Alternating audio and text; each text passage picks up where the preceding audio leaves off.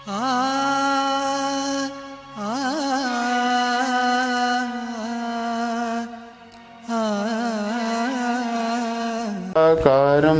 व्याप्तमेन सचराचरं तत्पदं दर्शितमेन तस्मै श्री गुरुवे नमः। आज हम लोग इस वीडियो के माध्यम से पंच महाभूत और पंच तत्व क्या हैं इन्हें समझने का प्रयास करेंगे।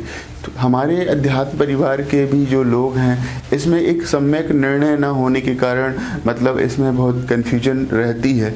इन्हीं सब जो संशय को समाधान करने के लिए यह वीडियो बनाया है, जिससे सारे लोग लाभान्वित हो पाएँ और उनका सही से निर्णय हो पाए, जिससे हम भगवान के जो मतलब ग्रंथ है उनका सही तरीके से हम सूक्ष्म निरीक्षण कर पाएँ कि पंच तत्व क्या है, पंच महाभूत क्या है, इनका सही से हमारा जस्टिफिकेशन हो पाए।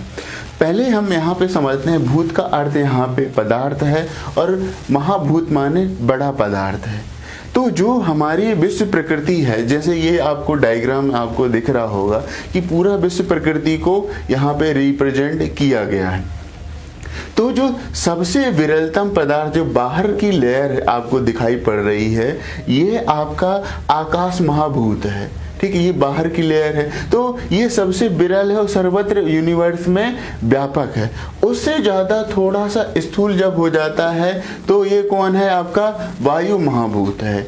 ठीक है, वायु महाभूत उससे थोड़ा सा स्थूल होता है और फिर बाद में अग्नि महाभूत, फिर उससे ज़्यादा स्थूल हो गए विश्व प्रकृति में है। फिर आपका जल महाभूत सबसे और थोड़ा स्थूल होता है। फिर जो सबसे स्थूल पदार्थ का रूप है वो है आपका, ठीक है, पृथ्वी महाभूत। पृथ्वी महाभूत सबसे ज़्यादा यहाँ पे स्थूल है। तो ये हमें समझना होगा कि ये जो पदार्थ हैं आपका, ये मतलब पंच महाभूत माने आपका पदार्थ है। सबसे सूक्ष्म आपका है आकाश महाभूत, उससे फिर स्थूल होता है आपका वायु, वायु से अग्नि, अग्नि से फिर आपका आपा माने जल और जल से पृथ्वी। इसीलिए हमारे जो शास्त्र में क्रम रखा गया है, तो जो उपनिषद क्या, आकाश वायुर अग्नि अग्निर आपा आपा पृथ्वी। ठीक है, तो इस तरीके से जो सूक्ष्म पदार्थ है आकाश महाभूत, यही आपका फिर बाद में स्थूल, थोड़ा सा स्थूल होता है वायु, वायु अग्नि हो जाता है, फिर अग्नि आपा माने जल हो जाती है, फिर बाद में जो पदार्थ स्थूल रूप पृथ्वी हमें दिखाई पड़ती है। ठीक है, तो इस पे हम अच्छे से व्यवस्थित क्लास लेंगे, मतलब जो दिव्य दृष्टि के नक्शे हैं इसमें पहले हम एटलीस्ट इतना समझ जाते हैं तो हमारा बहुत सारा भ्रम दूर हो जाता है। अब जो पृथ्वी महाभूत जो ठोस है, यह आपका किस में बदलेगा, अब सूक्ष्म होगा तो जल में बदलेगा महाभूत, फिर ये अग्नि महाभूत में बदलेगा, फिर ये वायु महाभूत में, फिर सबसे सूक्ष्म वही पदार्थ विरल हो जाएगा, आकाश महाभूत हो जाएगा। तो इस तरीके से जो पदार्थों में परिवर्तन का एक क्रम है। ठीक है, इसलिए हमारे जो शास्त्रज्ञ थे मतलब यहाँ पर मतलब इसको एक उदाहरण के माध्यम से बताया, जैसे ये दो हाथ हैं, इनके ऊपर गैप है, तो अब इनको पास मिला शब्द, मतलब ये आकाश महाभूत उसका शब्द हमें सुनाई पड़ा। तो अब ये शब्द जो स्पर्श, अब यहाँ पे स्पर्श हुआ, ठीक, वायु का मतलब यहाँ पे गुण हमें मिल गया। फिर यहाँ पे अगर हम ये क्रिया है जो स्पर्श जो करते जाते हैं तो हमारा जो हाथ है ये दहकना शुरू हो जाएगा यहाँ पे, मतलब फिर अग्नि महाभूत, फिर बाद में अग्नि के बाद यहाँ पे ये क्रिया हम अगर सतत जारी रखते हैं तो इसी में हमें पसीना आ जाएगा, तो आपका जल महाभूत में बदल जाएगा वही पदा। फिर बाद में वही अगर ये क्रिया हम मतलब और ज़्यादा करते हैं पसीने के बाद, तो हमें यहाँ पे जो मैल सरीके का हमें मतलब हाथ से निकलेगा, जैसे ठंड के दिनों में ऐसे करते हैं। और हमें एक सिंपल एग्जाम्पल्स हैं, हम समझते हैं। मान लीजिए पृथ्वी महा, तो इसका गुण है आपका काठिन्य। इसे पृथ्वी महाभूत को कैसे समझेंगे, तो इसका जो हम जो कठिनता धारण करना ये उसका गुण है। फिर ये जल मतलब इसमें स्नेहन का गुण है। तो ये जो आपका जैसे बर्फ का एक गोला होता है, तो वो पृथ्वी महाभूत को ठोस है, काठिन्य है। फिर वही थोड़े समय के बाद ये किसमें बदल जाता है, जल महाभूत। फिर हम अगर इस जल को क्या करते हैं, उसका जो बॉइलिंग पॉइंट आ जाता है, माने अग्नि महाभूत में आ जाता है, तो वो फिर यहाँ पे अगले में जब बदल जाता है, किसमें, वेपराइज हो जाता है, वो आपका वातावरण में फैल जाएगा और फिर बाद में या छिद्रित फैल करके वो तो आकाश महाभूत बदल जाएगा।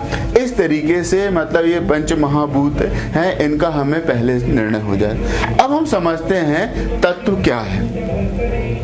तत्व के बारे में हो क्या रहा है कि जो विद्यार्थी वर्ग है, जो विभिन्न विद्यालय विश्वविद्यालय के लेवल पे पढ़ते हैं, तत्वों के लेवल पे हमारे यहाँ पे रसायन विज्ञान में पढ़ाया जाता है। तो रसायन विज्ञान की परिभाषा यह है कि जो तत्व है वह क्या है, एक ही प्रकार के परमाणु से मिलकर बना होता है। परंतु अध्यात्म दृष्टि से तत्व का अर्थ है कि जो प्रकृति में मूलभूत है, यथार्थ है, एक्चुअल है, वह तत्व जो सर्वत्र व्यापक है। यूनिवर्स का एक कोई भी ऐसा कण नहीं है जो उस तत्व के संगत ना हो, जहां पे तत्व ना हो, यह उसका अर्थ है।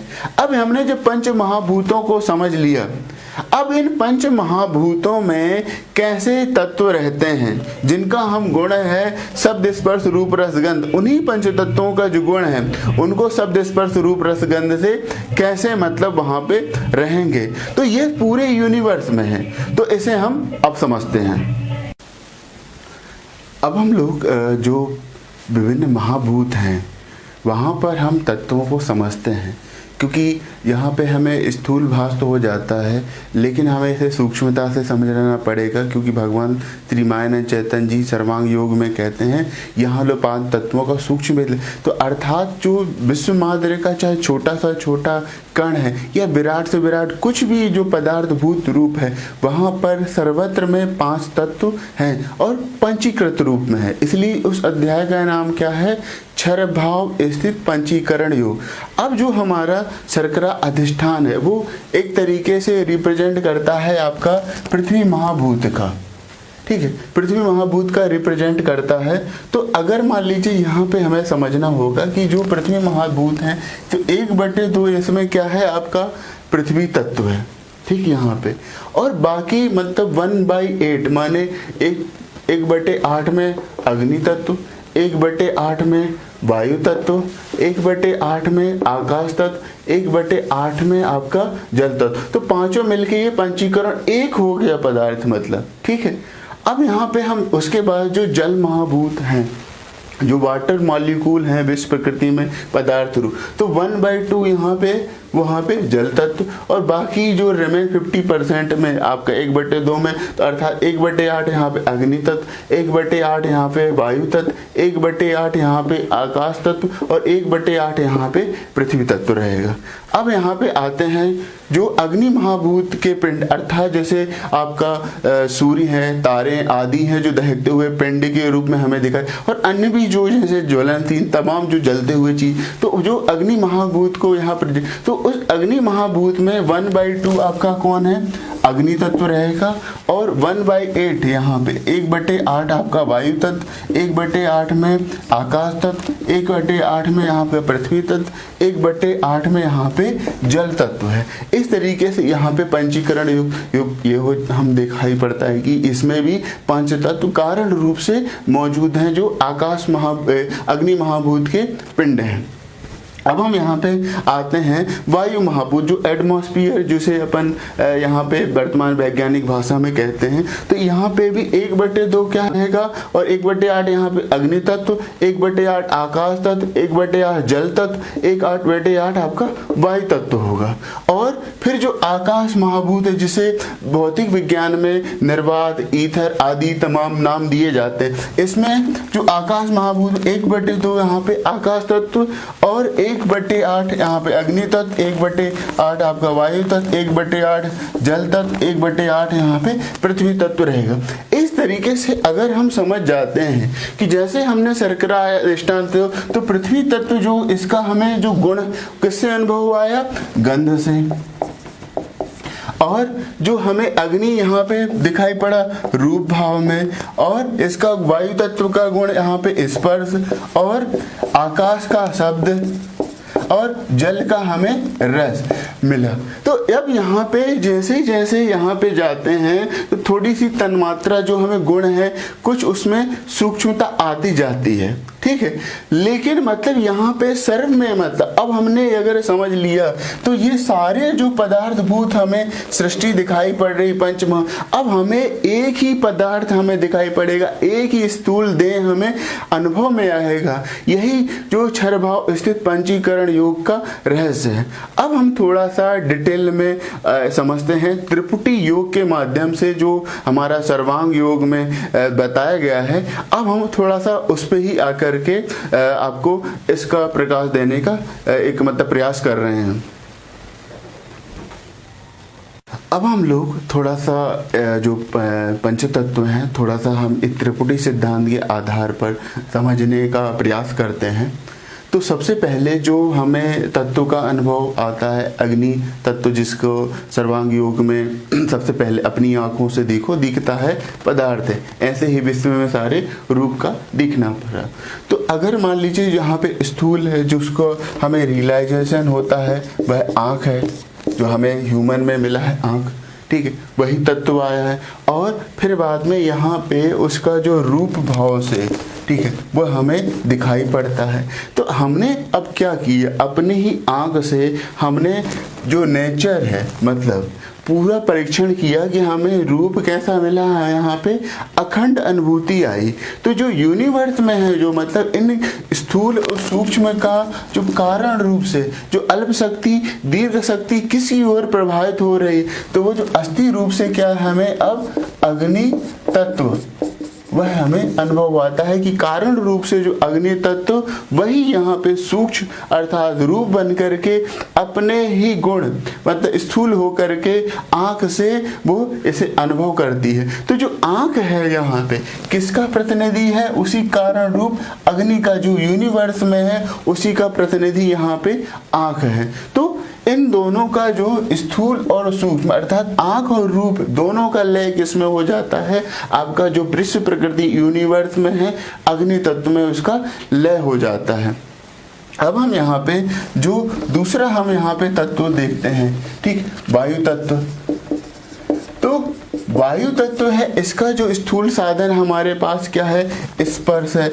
मतलब स्पर्शन माने अर्थात जो चमड़ी है स्किन है वह मतलब हमारे पास साधन है। और यहाँ पे उसका जो गुण हमें विश्व प्रकृति में दिखाई पड़ता है वह है क्या, स्पर्श। यहाँ पे हम जो स्किन है वहाँ पे जो हमारी चमड़ी है उससे हम इसका इस हाथ लगा करके जो चमड़ी जहाँ पे भी करते हैं तो हमें सब जगह पे जो स्पर्श अखंड दिखाई पड़ता है। तो जो स्पर्शन है और जो स्पर्श है तो इनका दोनों का लय कहाँ पे है, वायु तत्व में। तो वायु तत्व जो है कारण रूप से सर्वत्र व्याप्त है, मतलब पूरे एंटायर यूनिवर्स में। तो है क्या, मतलब सर्वत्र वह वायु तत्व ही है। अब यहाँ पे हम तीसरा यहाँ पे देखते हैं शब्द जो है जो हमें अनुभूति होती है। तो ये जो शब्द अनुभूति हो रही इसका जो हमारे पास स्थूल साधन है वह है कान है। और यहाँ पे जो आकाश तत्व है वह कारण रूप से सर्वत्र विश्व प्रकृति में है ही, ठीक है। तो इन दोनों का जो है आपका जो कान हमारे पास ज्ञानेंद्री है और जो शब्द अनुभूति हमें एंटायर यूनिवर्स में अनुभूत होत रही उसका कारण क्या है, आपका आकाश तत्व है, ठीक। वो सर्वत्र यूनिवर्स में आपका है ही सूक्ष्म तरीके से, वही कारण रूप से सर्वत्र और वही आपका सूक्ष्म बन करके शब्द और अब उसका जो स्थूल साधन है कान से अपने ही गुण स्वभाव का अनुभव लेता है। अब हमारे पास जो अगली ज्ञानेंद्री है रसना माने जीभ, जीभ से लगा देखो। और उसका जो गुण है आपका यहाँ पे है रस, रस से लेते हैं। और जो सर्वत्र रूप से क्या यहाँ पे जो जल तत्व है वह कारण रूप से वही कारण रूप से यहाँ पे सूक्ष्म बन करके और यहाँ पे स्थूल अपने मतलब जो साधन जीव से अपने ही गुण का अनुभव ले। तो जो ये जीव है वो किसका प्रतिनिधित्व कर रही, एम्बेसडर किसकी प्रतिनिधि है, उसी जल तत्व की यहाँ पे प्रतिनिधि है। और यहाँ पे अगला साधन हमें जो है कान है और उसका जो यहाँ पे गुण हमें मिलता है शब्द, और यहाँ पे आकाश तत्व जो है वह कारण रूप से सर्वत्र मौजूद है, वही यहाँ पे सूक्ष्म मतलब शब्द बन करके स्थूल साधन कान से अपने ही मतलब स्वरूप का दर्शन कर रहा है, अपने ही गुण को यहाँ पे रियलाइज कर रहा है। तो जो कान है वो किसका प्रतिनिधि है? आपका आकाश तत्व का, जो इंटायर यूनिवर्स में भरा हुआ है। ठीक है, तो इस तरीके से अगर हम समझते हैं तो अब हमें क्या अनुभव, तो जो कारण बुद्धि है मतलब हमें समझ में आए कि जो तत्व ही सर्वत्र है इंटायर यूनिवर्स में, और जो ये पांचों तत्व हैं इस जैसे शर्करा अधिष्ठान जो हम यहाँ पे रखते हैं मतलब प्रयोग के केंद्र में, तो अगर आप पिछले वीडियो में जाएंगे जहाँ पे पूरा विश्व रूप दर्शन का प्रयोग रखा गया है, एक बार फिर से सुने समझें तो, और उसमें भी अगर कुछ आपको समझना नहीं आ रहा है तो आप कमेंट करके उसमें बताएं कि क्या समझना। और इस वीडियो के बाद भी जो अन्य जो हमारे इस अध्यात्म परिवार के जो लोग फेसबुक के माध्यम से जुड़े हुए हैं, अगर कहीं पे भगवान के सिद्धांत के संगत कुछ ऐसी जानकारी है जो आपको चाहिए मतलब उस पर आपको स्पष्टीकरण आप कमेंट करके जरूर बताएं, तो अगला वीडियो उसी पर बनाया जाएगा। ठीक है, तो यहाँ पे हमने देखा कि जो ये पांच जो हमने शब्द स्पर्श रूप रस गंध उस शर्करा अधिष्ठान से जो हमारा रहता है केंद्र में, उससे पांचों अलग नहीं है। तो अब हमें क्या अनुभव आता है कि ये जो पांचों भाव कल्पना मात्र है, वस्तु एक अखंड है। अब हमने दिखाई पड़ा है कि जो कितना भी चाहे पदार्थ का सूक्ष्म भाव हो चाहे स्थूल भाव हो, वो सर्वत्र पांच तो एक है, मतलब एक अस्थि वस्तु का हमें लक्ष्य हो जाता है। जो हमारी स्थूल देह है, कॉस्मिक बॉडी है, इस पंचीकरण के अनुभव के माध्यम से हमें वह अनुभूत होती है। तो यहाँ पे हमने कुछ जो स्पष्टीकरण देने का प्रयास किया है, कैसा हम यह लगा सभी को, इस पे जरूर अपना कमेंट करके बताएं। और आगे दिव्य दृष्टि के जो नक्शे हैं उन पे हम विषय लेने वाले हैं, परंतु इसके बाद भी जो ये सब चीज़ चल रही, भगवान के जो सिद्धांत है, साहित्य है, उसमें कहाँ पे भी जो समझने में कठिनाई हो रही है आप कमेंट करके बताएं, तो हम उसी पे अगला वीडियो इस पे बनाएंगे जिससे मतलब सभी को एक सरलता हो। सद्गुरु भगवान की जय।